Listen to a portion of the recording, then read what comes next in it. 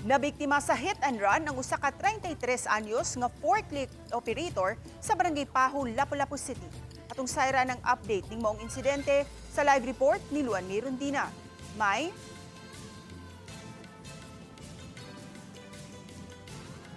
luwas ra hinoon ang 33 anyos nga biktima kinsa nagpaalim pa karon sa ilang panimay kay maglisod pa siya pagbalik og trabaho kay lakip sa apektado ang iyang tuong tuhod. Dayag pa ang mga samad ug bunog sa nagkadiyang bahin sa lawas sa 33 anyos nga si Aljun Mark Aparici human matumba ug nalabay gikan sa gimaneho niyang motorsiklo dihang nadasmagan sa usa ka minivan. Nihapit si Aljun og withdraw sa usa ka ATM sa may barangay Pusok gikan siyang trabaho isip forklift operator sa usa ka pribadong kompanya. Human siya naka-withdraw, nisakay siya og balik sa iyang motorsiklo ug misubay sa lane haduol sa Center Island ug mi-signal light aron makabantay ang nagdung nga minivan. Kusog og dagan dito sa may Center Island ba, kilid.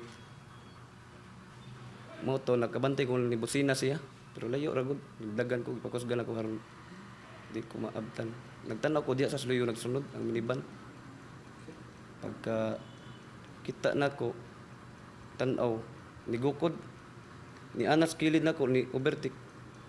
Gikalitan ko anak sa kuan kanang napiit ko sa Center Island dapit niya naigo ko siyang may kilid motong largo kog lamba. Apan ang nagmaneho sa minivan nga nakaigo kaniya ni pasutoy ra og padagan. May laing driver sa multicab ang mihunong ug nisusi sa hitabo ug taod-taod mi-assist usab kaniya ang usa ka traffic enforcer aron masubay ang hitabo pinaagi sa CCTV footage sa dakbayan. Sadto say nga ang CCTV unta ma'am nga makaka-capture gyud unta sa maong panghitabo natabunan sa tarpaulin. Pero base sa investigasyon ma'am sad-an gyud ang multicab. Ang insidente gipost usab sa social media page ni Lapu-Lapu City Lone District Congressman Junard Ahong Chan kinsa nanawagan sa minivan driver sa pagtahana. Apan hangtod sa pagkakutlo ning balita, wa pamutahan ang minivan driver. Ang biktima sa iyang bahin ni Tataw nga andam siyang makig-areglo sa nakadasmag kaniya, ilabi na kay may upat siya ka mga anak nga gibuhi ug nakapalta na siya sa iyang trabaho tungod sa hitabo. Ang trabaho, trabaho. Pila pa kaadlaw, di ko ka balik ang duty. Wala ron tayo problema mo, mag-istorya lang siya ba. Dili lang siya mo, likay sa iyang obligasyon kay driver good siya. Kung nasa pamilya, grabe di siya kamawaluoy. Apan kundi gyud mo patimaw ang naasoy minivan driver, mapugos siya sa pagpasaka og kaso. Posibleng i-file na kaso sa traffic-related incident in relation to physical injuries and damage to property ma'am. Pero posible po siya nga mapailan na to og kaso nga mga abandonment of persons in danger and abandonment of one's own victim base sa Republic Act 274, Article 275 of Revised Penal Code.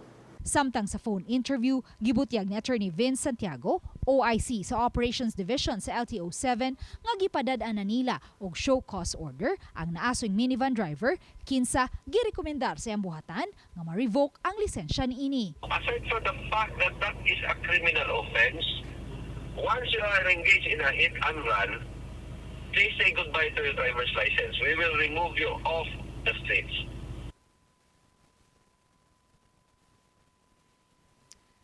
Matod sa LTO, gawas sa show cause order kundi gimanduan ang minivan driver sa pagpatimaw sa buhatan sa LTO sunod simana sa Martes, gipa-alarma na usab ang iyahang sakyanan ug preventively suspended usab ang iyahang lisensya.